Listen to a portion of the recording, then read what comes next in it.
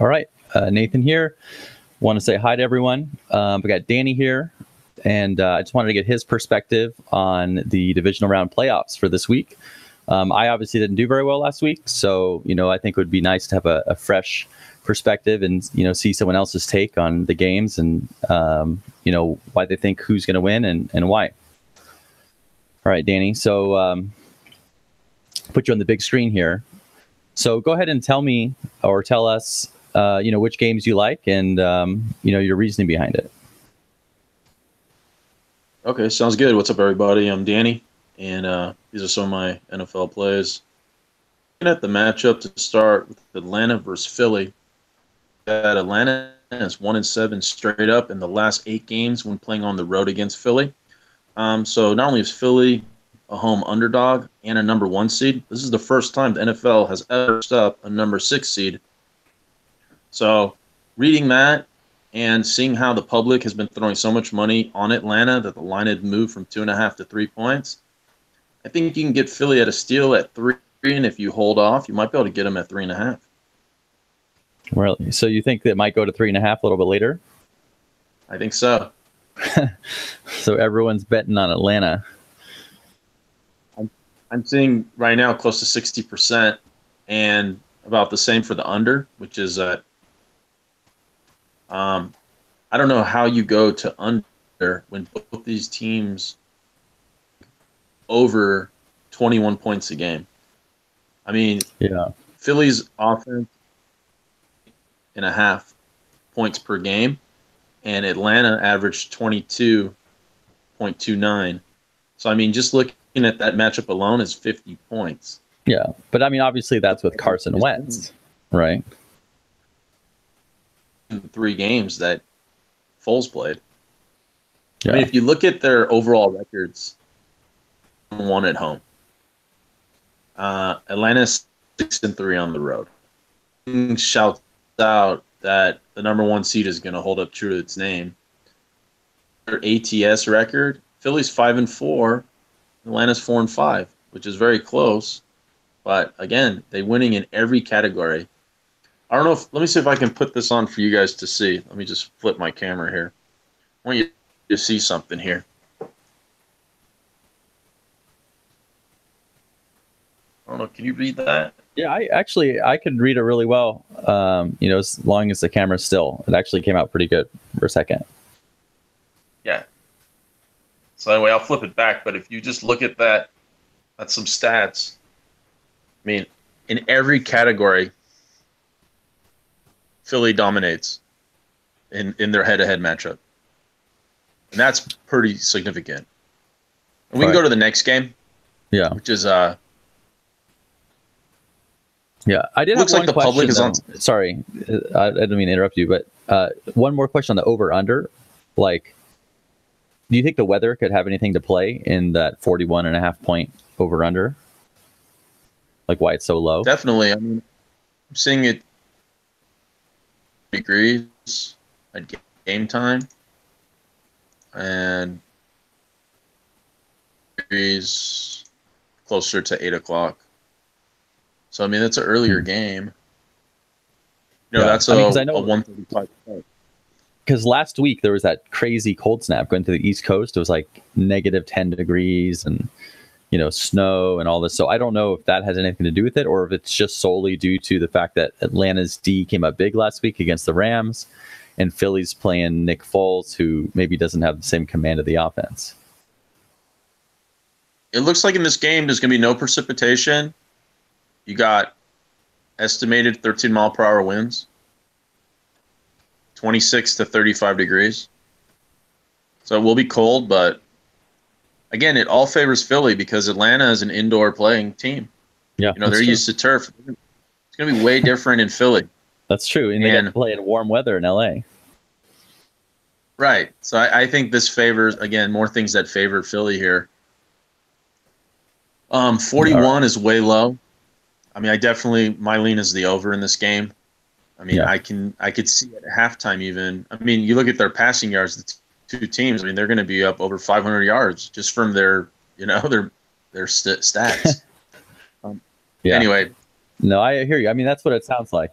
And I agree. I mean, I think my picks were exactly the same. I think I took the Philly home dogs and the over, just because even though, Atlanta's D did come up big last week, and, Philly might have a tough time scoring with the backup, Nick Foles, 41 points is just not that much in the playoffs.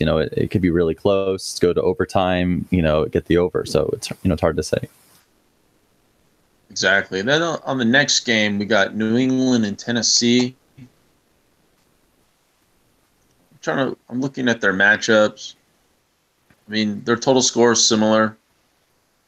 I don't see like any edge other than their head-to-head. New England head-to-head against Tennessee is 7-1. So they've only lost once.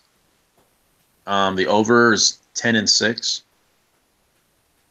And against the spread, New England is 6-2.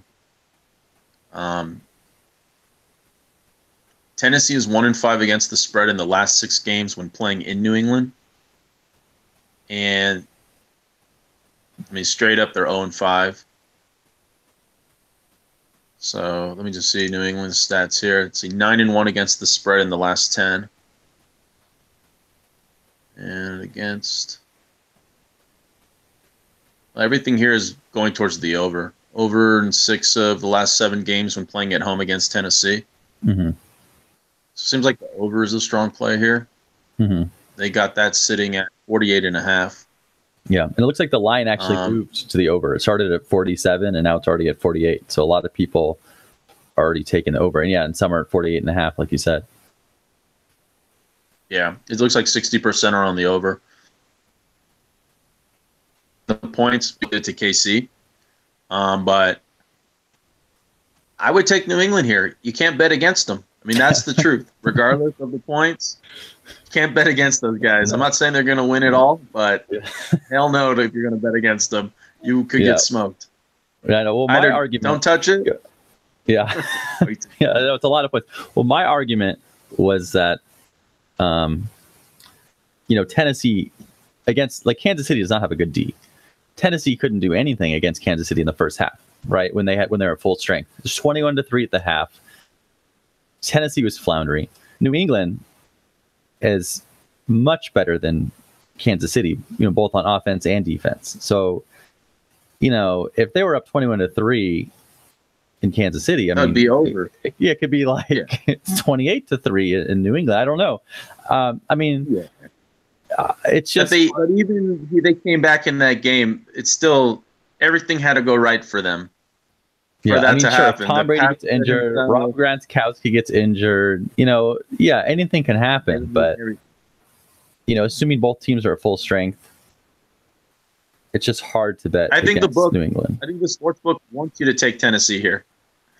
They want everybody to jump on Tennessee and be like, "Look at all these points," and then before you know it, down 21-3 at the half, getting drilled. The game just starts going slow motion. Yeah, I'm New England here, not for a big bet, and this game. But if they're up 21-3 at the half, don't expect a big shootout.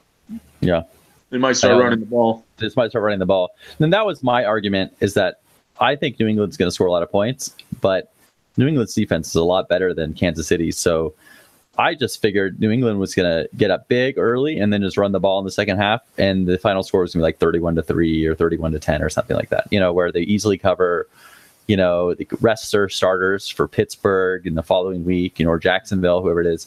Why risk injury and just coast? And so they just missed the over by like a little bit, just because Tennessee couldn't score. Right.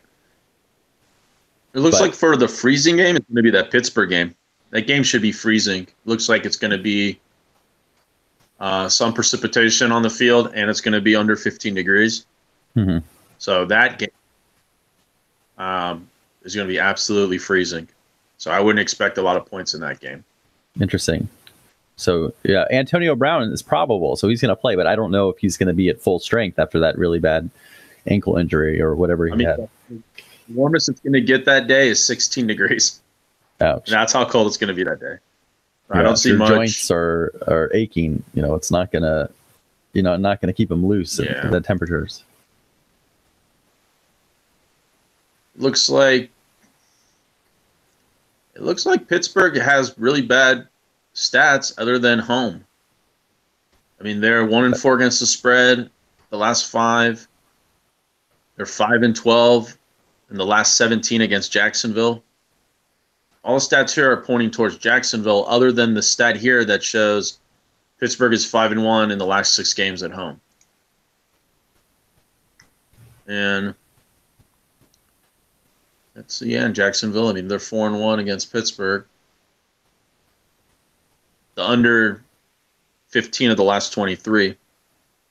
So I think the under may be the play here. They got it at 41. Yeah. Which is crazy because that's the same under as the Atlanta-Philadelphia game, but those teams have, solid offenses. So, and, you'd think Jacksonville and Pittsburgh, they're known for their defense. So it's just weird to have the same over-under. Right. Let's see. They got a good preview on here. Get out your hair dryers and driveway salt. It's going to be very cold in Pittsburgh on Sunday when the Steelers host the Jaguars in the divisional round to frigid temperatures like the ones expected on the weekend. So Big Ben and the black and gold are big favorites for a good reason. That's what it says. It says they opened at 7. Favorite teams went 0-4 last week against the spread. It says Bortles' form with his lack of experience in cold weather. He's played 1 NFL game in below freezing temperatures. Will have the recipe for a disastrous performance against the Steelers. Very underrated defense. So this obviously article is geared towards Pittsburgh destroying Jacksonville. Because of his lack of playing in the cold. Le'Veon Bell and Antonio Brown are likely handicapped by a serious injury of which there's some doubt he's actually fully recovered from. So, right. They did thump the Steelers week 30-9. Yeah. So. I know. I mean, and I think, if I recall, Roethlisberger threw 5 interceptions in that game, and people were wondering if Roethlisberger was washed up. They're like, dude, like, what's going on? This is Jacksonville, because they were really bad last year. Right. But it turns out that Jacksonville actually had like the best D in the league this year. So 5 interceptions. I mean, that's just their game as they ride the defense, avoid turnovers, win football games. It's very simple. You don't need to score a lot of points if your defense is, keeping the other team from scoring and creating turnovers. More importantly. So yeah, it should be an exciting game. Yeah. So and then the last. Wait, sorry. So you, Orleans and Minnesota. So you like Jacksonville then? You like the points in Jacksonville, or do you like Pittsburgh? I like the points in Jacksonville, and I like the under. You like the under, okay. Yeah, and that's what I like too. It's just, it's a whole score. I think if the Jacksonville coaching staff is smart, they're going to realize that Bortles is not, someone that you want to lean on to like carry this offense. Just let him hand the ball off. Just run. Get a couple first downs, maybe punt, get a field goal here and there. You don't need to score a lot of points. Let the defense do all the heavy lifting, get a few turnovers, get a few interceptions, keep the score close, win in the fourth quarter. Like, I think that's the recipe here. Like, if you put too much on Bortles' shoulders, like he's going to, it's too much of a liability for turnovers. And, I completely agree. So I think if the coaches come up with a good game plan, I think Jacksonville has a very good chance of, covering or even winning this game. I mean, they won before in Pittsburgh. Why couldn't they win again? I just don't, especially with Antonio Brown possibly not 100%. Yep, absolutely. And then we got Minnesota, New Orleans, and the line is set at, I see it's up to 5, and the public, almost 60% is on New Orleans with the points and favoring the over. It looks like these two have a little bit of a history together. Minnesota is 7-2 against the spread in the last 9 when playing New Orleans, and Minnesota is 6-1 straight up playing at home against New Orleans. So it seems like Minnesota has a little bit of an edge here with the spread.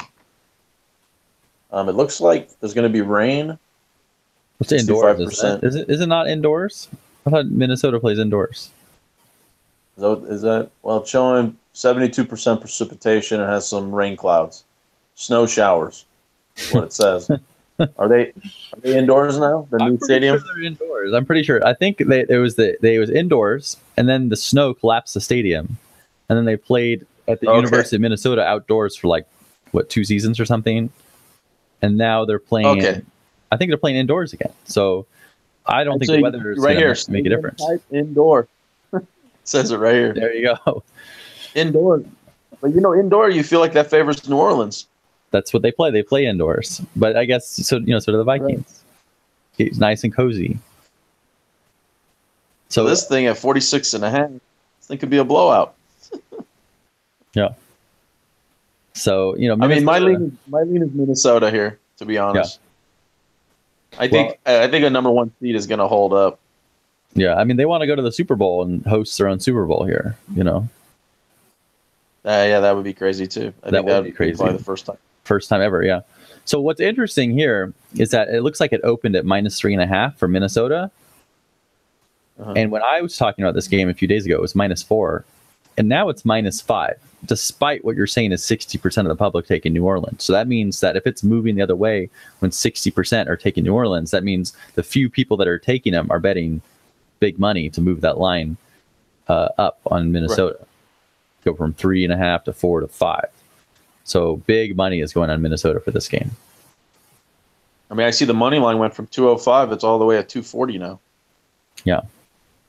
So, I think definitely Minnesota should be favored in this game. I mean, they have a great offense. It's well balanced. They have arguably the best, if not the second best defense in the league, maybe second to Jacksonville's. Right. I mean, so when you put both the offense and defense together, they just seem like the most complete team outside of New England. And they've only lost one game. Pittsburgh. They're 7-1 at home. Who do they lose to at home?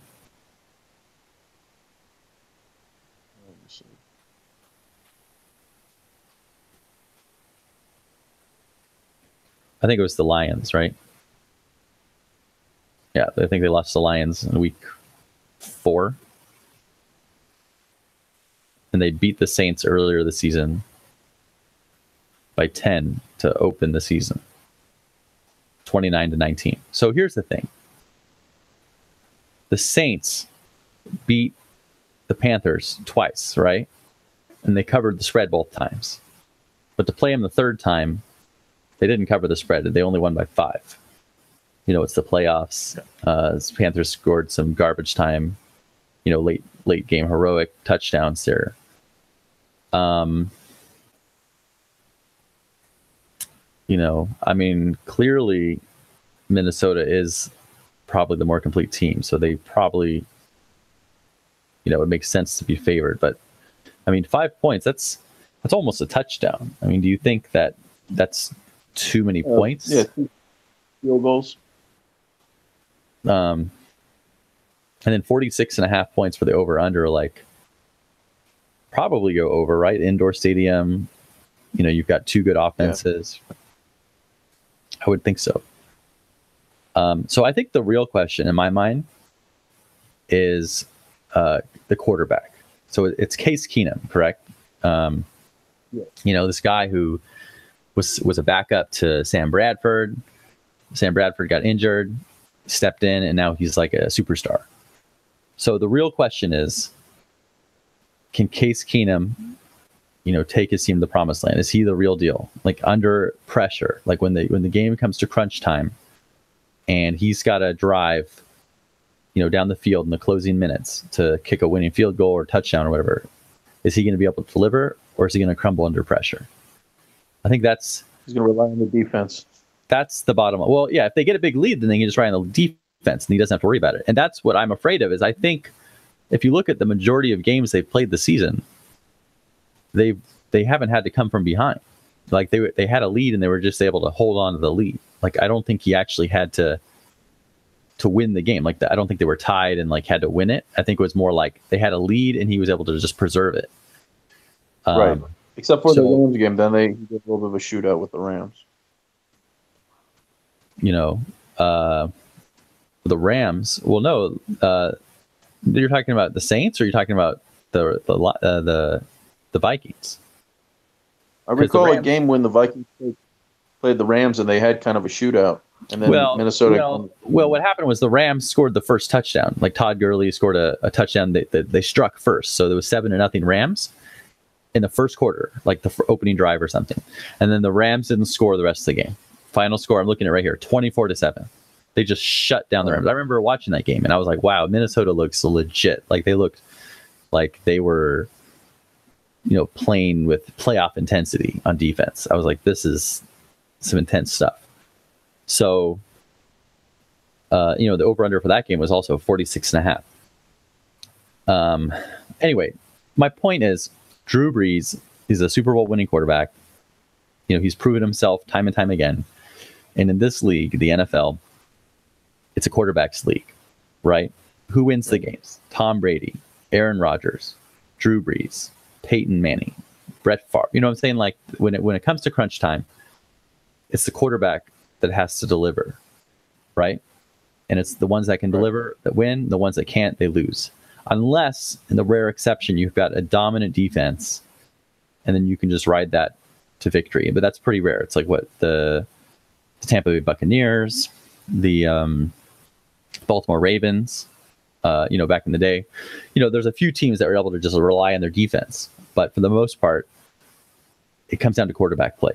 So I feel that if Case Keenum is the real deal and he's legit and this guy is a stud, then I think the Vikings will cover the spread of 5 and they will handle the Saints no problem.